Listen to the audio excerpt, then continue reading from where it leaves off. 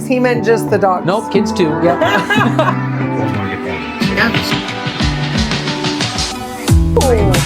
I'm famished. What's crack-a-lackin'? All right, so now we have to talk to the heat of the sun. Oh, it's on? Yes, too. And I said your name. You always let me say your name. I'm I sorry. do. No, it's I fine. just usually don't do that. Welcome back to Real Talk with Kandi Thompson. And Garrett Gray. And you guys, we have a really awesome guest today. Well, we didn't have a guest. We're guests of his today. Yeah. So we are at the Amador County Unified School District office, right? Which used to be the high school, right? Jackson High. Yeah, this used to be Jackson High School. And so we have the honor and privilege to be interviewing our very new superintendent, Jared Critchfield, today. Welcome, Jared. Thank you. Thanks for having me. Yeah. So Jared was Jared. Tell us. So I can do this, and I'll like tell your little story, but then I'm stealing the thunder from you. So tell us a little bit about you, because you've been in this area a long time. I have. Yeah, I grew up here. Grew up in Jackson. My both my parents actually grew up in Amador County as well. Oh. They actually both graduated from Amador High and then came back after college. And I have 3 siblings, so the 4 of us all grew up in Jackson and went to all the Jackson schools. We had Jackson Elementary, Jackson Junior High, and Argonaut High. Awesome. And then went away for college. Ended up serving a mission for my church and went to Puerto Rico for 2 years. Oh, I love learned that. Spanish. Yeah. Loved Spanish so much, came back and decided to major in Spanish with a minor in business management. Oh, that's awesome. And so I did that and got married when I was in college to my wife, Sarah, who is from Portland, Oregon. Oh, okay. And so ended up moving back out here, ironically, to go to law school. Really? Yeah, she said that's how I tricked her to come back here.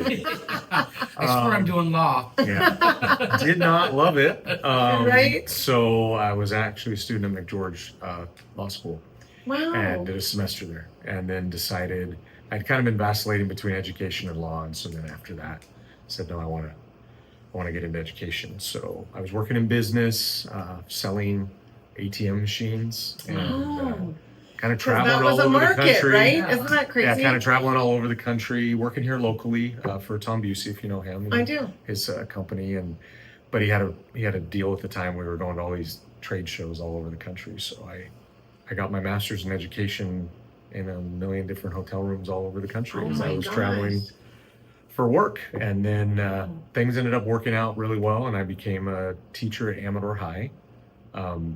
Over the first couple of years, it was always weird because people are like, wait, you graduated from Argonaut? How can you teach Amador? Yeah. It's not a It requirement. was a little right? conflict. I agree. Yeah, I and thought the so, same thing.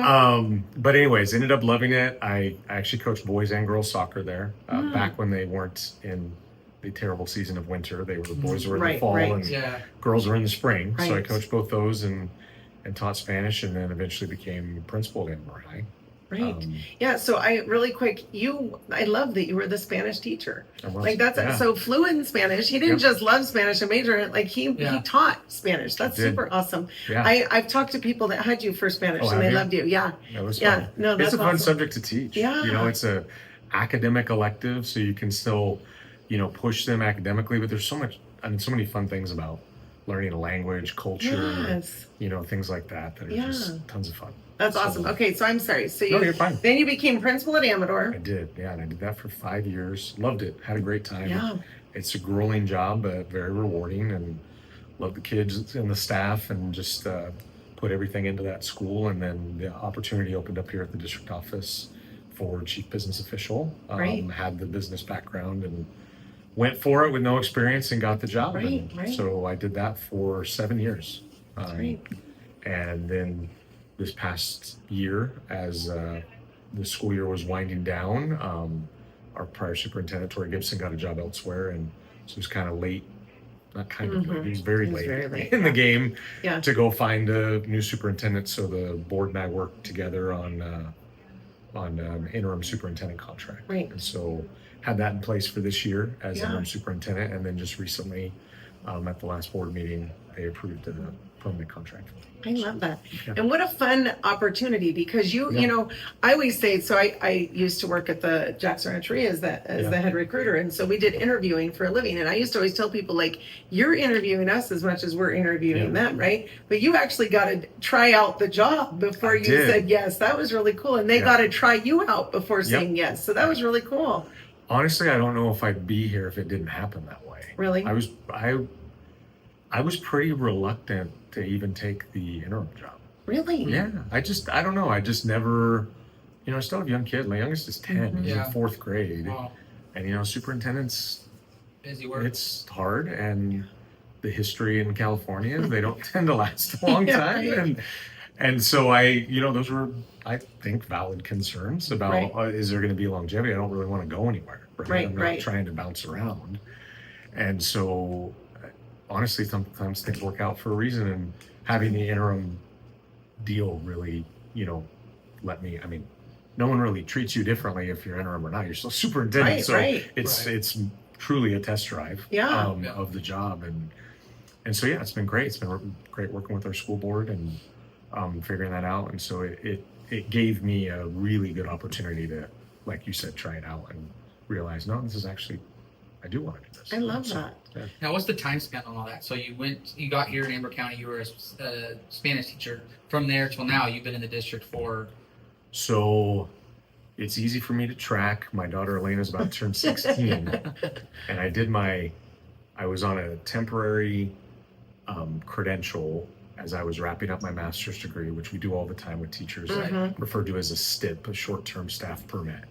So I taught a year under that and then folded it into my student teaching. And I remember all that because Elena was born in May of 2009. Oh, so I was here in 2008, 2009 was my first school year in the district. Okay. And so, it's 17 years now. Yeah. Wow. In the district. Yeah. Well, so you're a couple of years younger than me because I played basketball with your sister, Rochelle. Yeah. We did. Yeah. She's 2 years older than I am. Right. So. Right. Yeah. And it's funny because your girls, when I watch Elena play basketball, like her face she just reminds me of your sister a lot. Yeah. That's really interesting. Yeah. So, I actually had a special experience. I shouldn't say special. That sounded creepy. I'm sorry. I meant a unique experience with Mr. Critchfield because I was newly on the school board when you were voted in, or, when you were hired as the new CFO. CBO. Yeah. Yeah. So that was. Yeah, that's true. And so I got to watch that. When did you start? 2000. It was August 10th of 2016. Yeah, and then I started in July of 17. Yeah. Yeah. Yeah, so the new superintendent, Amy Slavinsky, was here for a short period of time. She started in October of 16. Yeah, right over. My first board meeting, aside from being voted in and like, hey, you're going into a board meeting, which was a blur and I don't remember anything from it. But after that, the next meeting I had was interviews for the superintendent. Okay. Yeah, so that was, and so I was able to be a part of those interviews. Okay. But, and then you coming on, I just thought, oh, what a great, even though you'd never done it before, you're so stinking smart that it was, and you've done a phenomenal job as a CBO. Really, really awesome. I just sit through all those grueling, the financial updates, right? With the different, oh my gosh. Oh yeah. All people text me. I used to have people text me once I started doing my financial presentations is when they'd sign off for me, watching online and things like that. A lot of people ribbing me for, the boring financials. That's hilarious. So I really learned to love it though. I learned to love all the intricacies of it. And so it was really fun to watch that progression and then to see you here. I would have loved for you to have taken over after Amy Slavinsky left. I even tried to get you to do it at that time. I don't think I was ready, honestly. No, I don't think I was. No, it was good. Timing's everything. Yeah. It was good to have. Like you said back then, it was, the kids were even younger, right? So it's like the time then would even been worse. Yeah, right. Yeah. Absolutely. So now you, so there are obviously some big things that have been going on in the school district, right? So I being on the board that originally voted for the consolidation and still believe that is a really great move as long as it's done the right way, right? And with a bond and done all the way that we're supposed to do it. But that is, so there's a lot of questions out there right now on kind of where we're at with that. I think there's an EIR that's coming up presentation wise, right? Yeah, we had for a period of time, right? Things were moving pretty quickly. And so every board meeting we were doing updates on consolidation. And then, I had zero experience with an environmental impact report. So getting into like, well, what are all the details of this? And it's a very labor intensive process, and, and there's a lot of laws attached to it and how to do it. And we did it, and the draft, it had, I'll be honest, it had some flaws in it. And so we decided back in May of last year to add some additional studies to that technically aren't required to go in an EIR, but if we're going to do this, like, we want to do it well. Right. And so we decided we recommended to the board that we do that, and the board approved 3 contracts. So we bolstered the traffic study, did a hydrology study, which is just fancy for water and sewer, right? And the impact there. And then the other one is biology and paleontology. And every time I bring that up, A lot of ologies. people think dinosaurs. It's Right. like, no, it's more about plant fossils. Right. There's all this stuff okay. in environmental impact reports about that. And so anyways, we are going through those studies now. Traffic study is pretty much wrapped up. We're reviewing it. The biology and paleontology is pretty close. We didn't Hydraulic- find any hidden frogs or secret. Well, yes and no. So what they do is what they do now is identify what we will have to do once construction begins. So like if there's a certain type of plant or a bird nesting or a this or that, there's all these different requirements that you have to Got do. it, got So it, okay. they've done studies of all the areas where we would actually do, the construction work like that, specifically on the campus, Oh, to identify the types of trees. yeah. Are there birds nesting? all So that kind of interesting. stuff. Yeah. Okay. Thank And you. then, honestly, it's the hydrology study that's probably taken us the longest. We knew we had issues with sewer Right. at Argonaut, and so we've been able to identify solutions through that process. And whether or not consolidation happens now or in the near or distant future, it's things that have helped improve Argonaut's campus. good. We have an easement with the city of Jackson for about half of campus. The sewer goes down to what's called a lift station. And that also is where the Westview neighborhood next door sewer comes as well. And then it literally pumps it uphill. And so without getting way too detailed into sewer Into going sewer, uphill, yeah. it can go uphill. Without getting too much detail of that, what was identified was there was actually stormwater getting in there, impacting the lift station. So we've been working real close with the city of Jackson. They have a fairly new city manager, Carl Simpson. He's been great to work with, and trying to find solutions to that. And we identified an area on Argonaut's campus where stormwater was leaching in to the sewer line and flowing down there, and we've remedied that. And so again, like I said, we've come up with a lot of solutions, but it just slows down the process. Right. So Right. Well, I mean, these campuses have been around for, I'd say ages, right? And they just added on and kind of pushed through. Yeah. So, I mean, going through to be able to actually able to consolidate, I feel like there's going to be a lot of remedies that are needing to be fixed in order to do it properly anyway. Absolutely. So, Absolutely. I mean, it's going to find stuff that, maybe wasn't, it was back then, it was easy to just, get the contract, be good, happy. And then, policies change and, cities don't have the same kind of permits and stuff like that. They all change and update and go with the new technology and whatever. So it's just going to be a never-ending battle. Honestly, it's just going to be changing. Yeah, and there's a uniqueness rapidly to for sure, and there's a uniqueness to school construction because there's definitely requirements in working with the local agencies, whether it be city, water, but then we're a state agency as well. So we have to do all these, like through the EIR. That's a local and a state report, and then for construction, we actually have to go through the Division of State Architect. So our architectural plans get approved at a state level, and then there's local fire marshal and other things that have to be signed off on. So it just, it adds time and money to projects Yeah, exactly. when you do it that way. Right, So- which are not, usually not on our side, either of those. So right now we're on, just Okay. real quick timeline, we're on track to have the new draft EIR get published at the end of June. The way it will work is, because we already did a draft EIR, any sections that have been substantially changed go out, so it won't be the full draft EIR before, which was hundreds of pages. It'll still be hundreds of pages, but Right. not as many. And that will be coming out right now, timeline wise, late June. And then Okay. it has to be available to the public for a certain number of days and then available to public agencies after that. So there's got just it. a whole time Okay. frame that goes along with that as well. And so I remember there being, communication is so difficult It just is. in general. And Yeah. so how will the community know when that report is available in case there are people who are interested in taking a look at it? Yeah, so we have 2 board meetings in June. Okay. So my plan is to either at one or both meetings provide some pretty robust consolidation updates around the EIR. And then there are public notices that go out with a draft okay. EIR.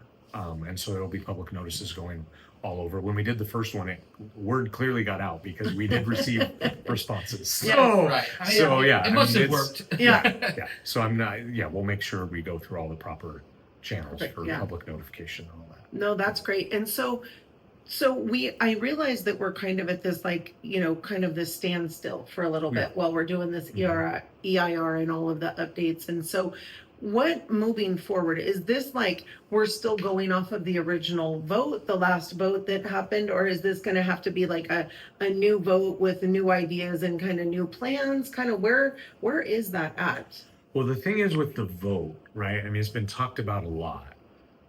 The vote essentially was to consolidate. Mm-hmm. It wasn't super detailed besides school closure, right? It identified school closures, and there's some legal requirements behind that of the Ione Elementary campus, and so that was connected to it.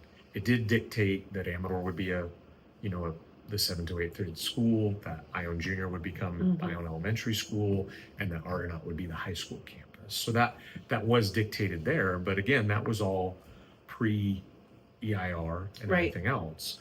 The thing that I think is good to clear up with people is there is this notion that, because that was approved, consolidation can just get, rammed right through without anything else. Well, if we're going to do construction, that's a multi-million-dollar project. Right. The board has to approve that, Yeah. right? Okay, And got it. so, as far as what consolidation will specifically look like, I don't know if it's going to necessarily look like what we said back in, that was May of 22 Yeah. Mhm. when that was approved. I mean, we're almost Yeah. like right around the 3-year anniversary Right. of that resolution being passed. Yeah. And so we know a lot more now than we did 3 years ago. And so my plan is, the EIR, we're so far down the path with the EIR. Mm-hmm. Some people think that, well, if the EIR gets approved, that means consolidation's happening regardless. That's not necessarily true, Right. right? An EIR is just looking at the environmental impact. It's not looking at academic programs, school makeup, Right. like what grade levels Right. will be at what schools, how we do it. Right. Like you state that in the EIR because you're increasing the number of classrooms on a campus by a certain percentage. That's what triggers an EIR. Right. But the EIR doesn't dictate everything about your academic programs, right? It's an environmental, it is what it is. It's an environmental Right. impact report. And so we're going to have some really important conversations with the board and the community and staff on what it's going to look like. Right. Yeah, and that's kind of fun too, to be able to do like town hall meetings and kind of see, okay, here's where we're at. Cause I mean, this isn't the first go round of consolidation. Like this happened, was it 10 or 11 years ago before this one started? So I want to say it was 2013, it was Okay. 2012, 2013. I was a pretty brand new principal at Amador, and I was voluntold to be on the reconfiguration committee is what they called Yeah. it. Yeah. And they had reps from each school, Mm-hmm. and the board was heavily involved in dictating that. And then that group met for more than a year, about a year actually. Right. And I went to every meeting. And I think the original composition of the group was a little over 30 people. Right. We had about, I want to say, in the 17 to 20 range of like pretty stalwart attendees that came to pretty much every meeting. And so that group made a recommendation to the board at the time to consolidate. And then the board then took action to create what's called a 7-Eleven committee, Mm-hmm. which you were required to have in order to do any sort of school closure. Oh, okay. And so then they selected from the reconfiguration committee a group of people, smaller group, for the 7-Eleven committee. I was not on the 7-Eleven. Oh, okay, got it. And so then that 7-Eleven committee also made the recommendation to consolidate. Yeah. And so, yeah, that goes back to 2012, 2013, in that range. Well, because my girls were in elementary school, so I remember how this went down. That I was walking through the campus and there was somebody said, "Did you hear that that on the agenda tomorrow? It was a Tuesday. On the agenda tomorrow is consolidation." And I was like, "What?" And that's how much transparency there was at that time. And oh my gosh, the community went ballistic. So they did postpone that, and make sure that.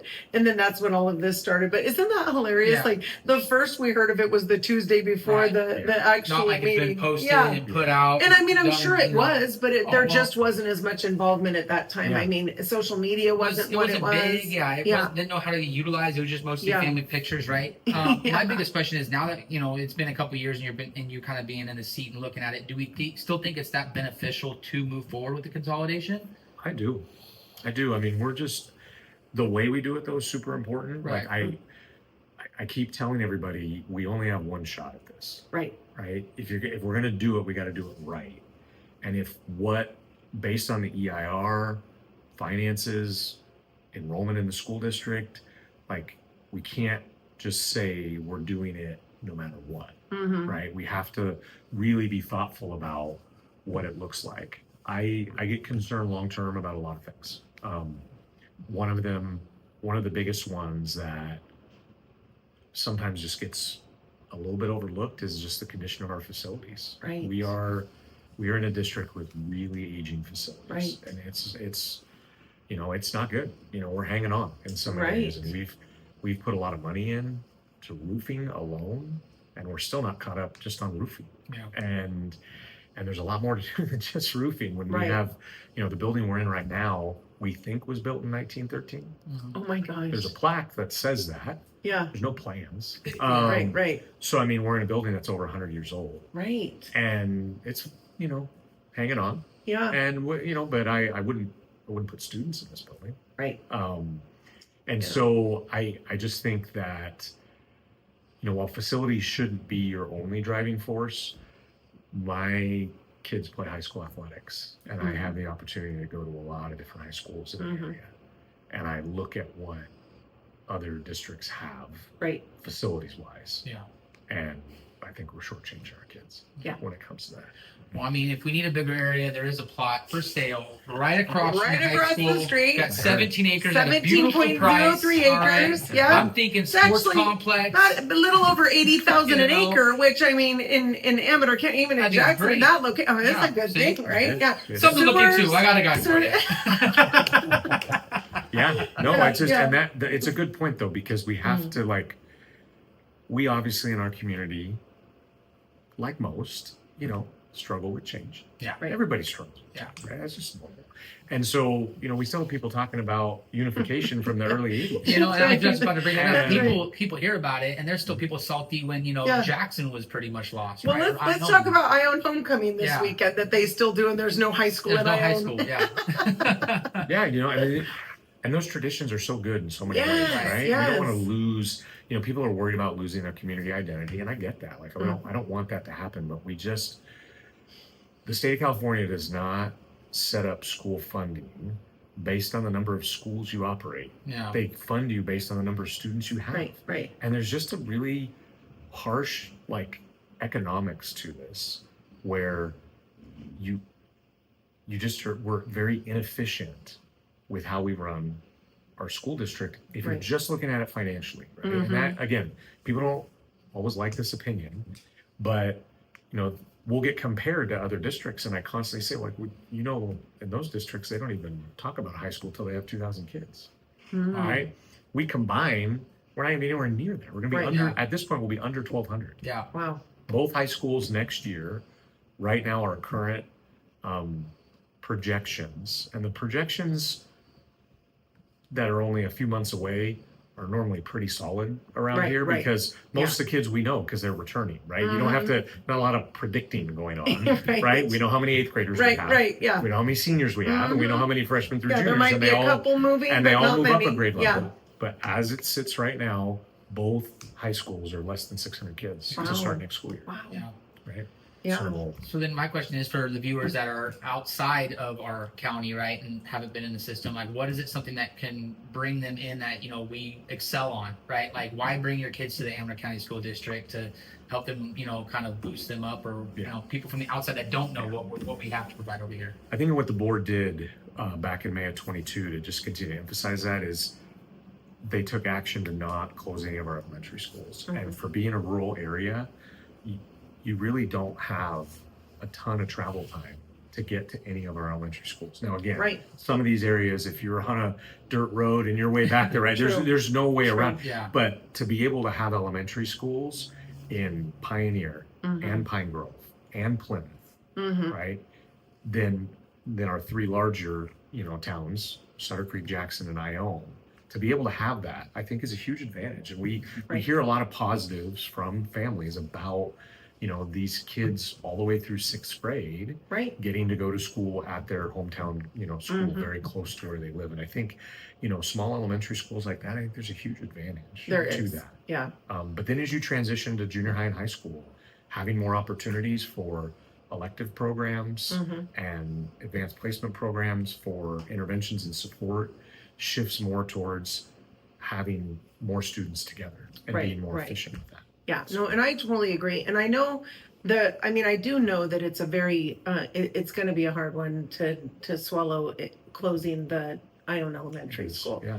And I know you and I've had a conversation before where you said you're even open to like some other alternatives of that. I mean, is that something that when the deciding factor starts coming back, once the EIR are approved and We can't be closed-minded about anything at this point, right? Like I you know, and I get it. Like I've sat down and met with many people who are very opposed to consolidation.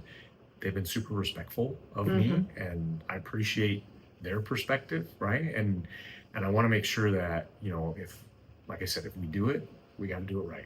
We Right, got, like I right. said, we got one shot at this. If That's we don't right. pull it off right, then, you know, we're more than 40 years from unification. 40 years from now, right? we're going to have people talking about how they messed up consolidation, You're right? right, And you're I right. just, And you don't want your name on that. yeah, and honestly, if my name's on it, my name's on it. Yeah, I don't want our community to be holding Yeah. on to something like that 40 years Right. later and be able to do it the right way. Well, and I So, feel like being done the right way, nobody really understands the value that will be for the students. Because at the end of the day, this isn't about you and this isn't about me. This is what's best for the students.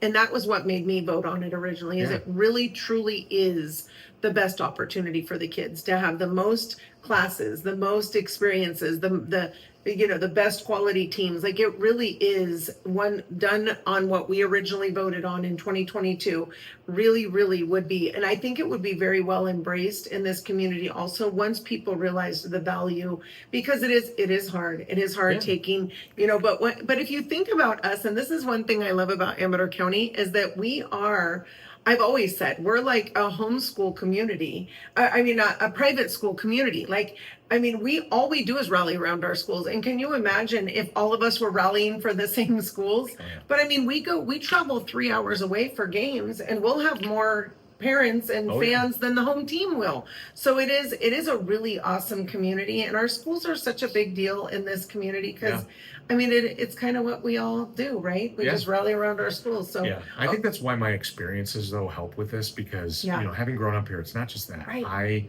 am an Argonaut grad, yeah, worked at Amador for a decade, and now my two oldest attend Argonaut. right. And you can ask them, they get super annoyed with me when I'm rooting for Amador. Like, I'm like, kids, if you're playing in the game, of course I'm gonna root for Argonaut. You're my kids. Yeah. But if you're not playing in the game, Well, They- you're cracking me up. big game football, I was wearing an Amador hat and an Argonaut shirt. Yours? And it was Oh, like, honey, or that's vice versa. I can't remember Yeah, what yeah, I did. That's And hilarious. so it's just like I love both of our high schools. Right. Like, and I've had awesome experiences at both Right. of our high schools. Yeah. And so there's way more in common than anybody wants to admit with our two high schools. Yes, well, and I love the value that you bring to the table. So it's not like an outsider coming in who doesn't know anything. I mean, you went through the schools and you know the two high schools and you know the junior highs, and I love that. So, okay, so to jump a little bit off topic, because we didn't mean to spend the whole time on consolidation, but It comes up frequently. It in my does. work, It so does. it's fine.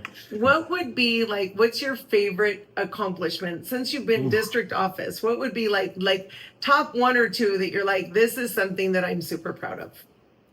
That's a good question. I would say, coming out of COVID, there was a lot, just like, it was just crazy, right? Like people were losing their minds, and I feel like I had a very, in a lot of ways, behind the scenes role on what was happening, and there were a ton of requirements where we watched school districts not open for months and even a year longer than us, and having board members like you willing to be like, we got to get these schools opened. I think it was that, and getting kids back into school, coupled with leveraging COVID dollars to improve our facilities, even though we still have a long ways to go. We were able to leverage, and we had major safety concerns at both of our high schools for our stadiums, and having those turf fields put in. And people always talk about, oh, it was just for sports. I watch our PE programs all through the wintertime. It's a classroom, Right. No, right? it's And huge. having these safe, like, turf fields at both schools, even though I don't like the blue, and I tease Amador about it all the time. I let them pick. They love it. Yeah. It's their identity. I'm glad they love it. It wasn't my preference, That's but we have a hilarious. fun time Yeah. joking about it. I think being able to do that, the outdoor seating we came up with, and all these other things we did, you still see the positive impact now on campus. I was at Amador the other day, and some kids were sitting outside on the lawn in these outdoor chairs that we had purchased for a teacher to do an outdoor classroom setting. They're still using it, right? I And love so it. I just think, like, making the best of a bad situation, Right. because and none of it was ever just like my accomplishment, right? When you work in the district office like this, there's so many other people involved. So I never like to point out like one thing, but the other thing that I hope to bring, like moving forward, and I've said this before, is consistency. We just haven't had it, right? I've been in the district office 8 years. We have 5 cabinet level positions, and I've worked with 21 cabinet members in 8 years. Wow. That's not consistent. No, I thought about in the 6 years that I was on the school board, how many superintendents I worked with. Because I didn't just work with the district superintendents, I worked with county superintendents and all the in between too. So that was kind of crazy. I have a great team right now. My assistant superintendents are fantastic. None of them are planning on going anywhere, as far as I know. Right. Well, we're and always the last to know. So I, having that level of consistency, I think That's awesome. will be huge moving forward. Yeah. So. No, well, we love it, and we're super grateful. So any fun, exciting things on the horizon that we should know about? Any big improvements or any, everything costs money, but like any fun things? Well, we've done the last 2 years have been great, because for the first time in our history, we had dedicated collaboration time for our teachers. Right. We've had those Wednesday, not quite minimum days, but shortened days, to be able to give teachers the opportunity to collaborate. And it's been extremely popular. And our teachers just needed time and space to be able to do that. There's a lot of great things that are going to come out of that work, and to continue to come out of that work, to create more consistency across the district. I mean, when you consider we got kids at 6 elementary schools feeding into 2 junior highs, then the boundaries get all mixed up, and then they go to 2 different high schools. Right. By the time they get to high school, where the rubber meets the road, and all of a sudden now these transcripts are real and they mean something, and they're going to carry with them. Yeah. How is a freshman ready? Right. And I don't know if we've done always the best job with that at times. And that is not a teacher problem. When I say we, I say that's a district problem. Yeah. And so being able to create that time and to work together in the teams that we have in place to create that consistency across the district, I think it's going to take years. But I think once that all plays out, it's going to be thrilling to see what happens. So. That's awesome. Well, I know I can speak from experience. I mean, I graduated, went through elementary, junior high, and high school. Garrett graduated Argonaut High School. And then my girls, who are about to graduate from Texas Christian University on Saturday. Wow. And they, Congratulations. And I have to be honest, they were really ready. I mean, that's a very rigorous school. It's a very, top performing school. It's a very expensive school. And it is, and they were ready. They came in with, I think they came in almost as sophomores, if not sophomores, with all the courses that they'd taken. And that was AP courses, not just the college, credits. But, and I have to say the English teachers did a great job at Argonaut.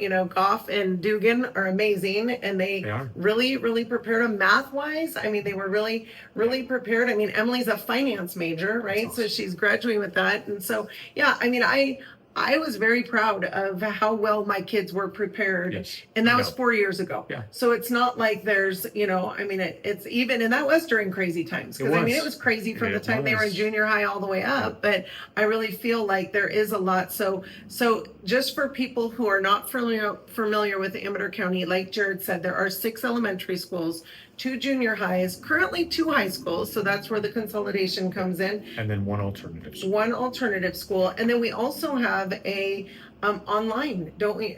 North Star is. That's when alternative, we kind of wrap into one. We have North Star, which is our independent study school. And that's K through 12, right? No, it's junior high. Oh, junior high and high school. Yeah. Junior high. We did it K through 12 during COVID. Oh, okay. But it is. And then once that was all over, then we added the junior high, because previous to that, it was just high school, we correct? have a couple of junior high students right now, I believe. It's Really? mostly high school folks. Okay. Yeah. No, that's super interesting. Well, we're going to check back in with you, Jared. We're Yeah, going to make our anytime. podcast an annual one and figure out how things are going. Sounds good. Anything that you want the viewers to know about you or anything about the district before we sign off? No, I just love this place, right? I grew up here. I don't want to be anywhere else. I have 4 kids and they all attend school here. My oldest is a senior, so I want off in college next year. And, I have long-term plans. I want to, like I said, consistency has kind of become my theme. And I hope to do this job for a really long time and make this place even better. It's already great, right? But just we always want to get better. So I'm excited about what the Well, we're future excited holds. for you to be here for a very, very, very long time. Kandi. Yes, thank you very much, Jared. Okay. So you guys, thank you so much for tuning in, and stay tuned for next week. We'll have more exciting interviews and actually a trail. We're going to be going on a trail with Michael Thompson, our trail guide. So stay tuned for next week. Thanks, you guys. Have a good day. Provided in this podcast is for general informational purposes only. All opinions expressed are those of the host and guest and do not reflect the official stance of Berkshire Hathaway Home Services or Berkshire Hathaway Home Services Divine Properties or any affiliated entities. This podcast does not constitute legal, financial, or real estate advice, and listeners are encouraged to consult with qualified professionals regarding their specific needs. While we strive to provide accurate information, we make no guarantees regarding the completeness or reliability of any information discussed. We are not responsible for any actions taken by listeners based on the content of this podcast. Additionally, topics covered in the podcast are based on the host experience and opinions and may not apply to all situations. Listeners are reminded that real estate laws and regulations may vary by location and information may become outdated over time. By listening to this podcast, you agree to release the host, guests, and any associated entities from any liability related to the topics discussed.